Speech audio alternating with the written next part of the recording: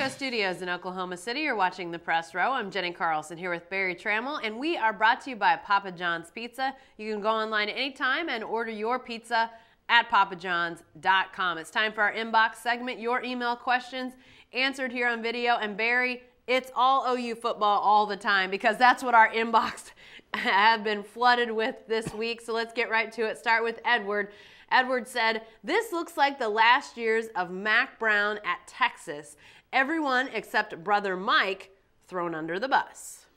Well, here's one interesting. When I got this email, it made me think of this. Why didn't Mack Brown ever hire Watson? His brother, who's an offensive genius, we saw him as the OU offensive coordinator. 93, 94, did a very good job. Has a very sterling reputation offensively, and yet Mack never hired Watson. And maybe for this reason, he didn't want to have to fire him. Same reason Bob Stoops doesn't want to fire Mike. But let's get back to Edward's original question, which is this. Does this look like Mack Brown? And the answer is no, it does not. Yeah. I hate to tell people this. Bob Stoops' slump the last 4 years, OU's 39-13. That's a .750 winning percentage. Mack Brown's last 4 years, he never had one season in which his winning percentage was .750. Sooners are way ahead of where Texas fell to. So I'm not saying things are rosy in Norman, but it's not a cataclysmic wasteland that people make it out to be. Yeah, no, I would totally agree with that. It does require a little perspective because things did get bad in Austin in a way that they haven't gotten bad in Norman. So I think although starting the year in the top 5, finishing with 5 losses, those sorts of things are very disappointing. But I think what we saw over the weekend and then with his press conference Tuesday is that Bob Stoops understands that things have to get better. He definitely struck a different tone, a different a chorus, if you will, at that press conference. And it's not just words. He fired 2 guys that he thinks very highly of, his only national championship quarterback in Josh Heupel, and a former college teammate and a guy that he then coached at Iowa when he was just starting his career, Jay Norvell. So the words and the deeds are there, Barry. So I don't think we're to Mack Brown at Texas levels yet. I think Bob Stoops wants to avoid that at all costs. All right, back to the inbox from Jason. Jason says, "I keep hearing people wanting Mark Mangino as the offensive coordinator at OU, but I'll take either of the co-coordinators at TCU instead." Well, I mean, what's interesting is our man Jason Kersey did a nice list today in the Oklahoman, in the Wednesday Oklahoman, of possible candidates for the job. You know, we're just throwing darts here, but he had both Doug Meacham and Sonny Cumbie, the 2 guys at TCU, on the list. I thought that was good inclusion. I think both would be interesting hires. I think both are interesting to a lot of coaches. Mark Mangino has no chance to be the offensive coordinator. His baggage at Kansas means politically he's untouchable. I think Bob Stoops probably was interested in bringing back Mangino when he made a move on the offensive line.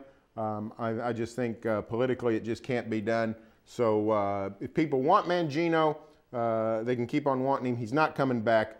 And here's the other thing. The most unpopular offensive coordinator at the time he left in the last 15 years was not Josh Heupel. It was Mark Mangino. When he took the Kansas job in 2001, people were thrilled around Norman. Fans just thought that was the greatest thing of all time because they were tired of Mark Mangino. They get tired of all these guys. Time passes, they forget they were tired of him. Yeah, and you know what? I think, I mean, as good a job as Mark Mangino has done throughout his career, you know, his departure at Kansas notwithstanding, because let's remember, he took Kansas to the Orange Bowl, folks. He won the Orange Bowl at Kansas. I'm going to keep reminding you of that. So he's a heck of a coach, but I think the way Bob Stoops talked at his press conference Tuesday, he wants to go off script. Every offensive coordinator he's hired, with the exception of his first, Mike Leach, have been internal promotions. Guys that were already on staff, guys that he knew, guys that he was aware of what they were going to be like. I think he's going to go outside and bring somebody in that's new, that has new blood. Barry, you asked him about the difference between continuity and new blood, and he said, you know, there's benefits to both. But I think in this instance, he wants somebody new. Yeah, it sounds like it. All right, back to the inbox. This one from James. He says, Bob Stoops hiring his brother is nepotism. This is prohibited by law and federal employment. The problem with hiring a relative is how do you give them orders? Barry, I think a lot of people are talking about this very topic. Yeah, it's an interesting question by James. I think his last point is off base, though. The problem is not how do you give your relatives orders. Let me promise you, I got no problem telling my brothers what to do. Zero problems. Now, if I was their boss, though, I would have a problem firing them. Right. So that's where the problem comes, is when it doesn't work, what do you do? The Mike and Bob show was fabulous the first time around. Not so great this time. Now, if you're Bob Stoops, you say, what do you do? How do you fire your brother? And the answer, I think, is you don't unless you're made to. So far, he's not made to. That's the problem with nepotism, is when it doesn't work, what do you do? Well, and I think that may be something that Bob Stoops is coming to grips with. I mean, he's obviously, Mike's on staff. He can't change that now unless he fires him, which he did not. But I do think you're maybe starting to see him move away from sort of friends and family on his staff. You know, he had to fire Josh Heupel. He had to fire Jay Norvell, or he felt like he had to. And those were tough calls. As he talked about that on Tuesday, you could tell that there was some real strain in what he had to do. So I think maybe going outside the close circle, I think Bob Stoops may see some benefits that, you know, are there with that. You bring in new ideas, but also, you know, you're going to get close to these guys. There's no doubt about that. But maybe you don't sort of have those long heartstrings. And if you do end up having to fire him, you're not thinking, man, I've known this guy since he's 18. I've known him since he was 20. I think maybe that changes with some of these hires as well. All right, one more time to the inbox. And Craig says, why was Bob Stoops getting so defensive about Mike? I have to disagree with Craig. I do too. I told him this on the email. I thought Stoops handled himself very well at the press conference. In fact, I thought he showed a different side of himself that we'd never seen. I thought he was less defensive. I thought he was more contrite, more forthcoming. I thought he displayed sort of a different persona than what we've seen.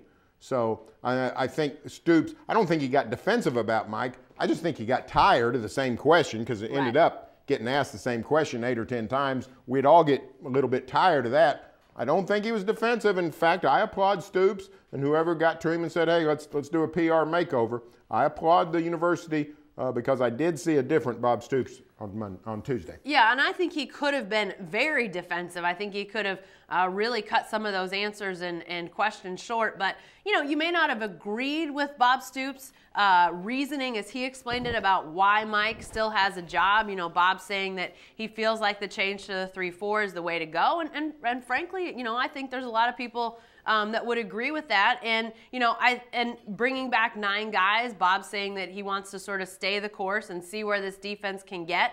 So you may not agree with that, and there may have been some people asking questions who didn't agree with that reasoning, but that's Bob's reasoning for why he's sticking with Mike and going away from the offensive coordinators. And frankly, you know, I think if you look at the more long-term track record, people don't want to hear about last year. I get that, but that defense was pretty solid a year ago. And the offense just continues to sort of have issues with finding identity. I mean, they got to game 10 and 11 this season with Samaje Perine and an offensive line that was clearly plowing people over, and they still didn't know, or it seemed that they didn't know, that that was their identity as a power running team. So I think this is maybe more longer term that they're looking at, and that's why Mike Stoops still has a job and some of those offensive guys don't.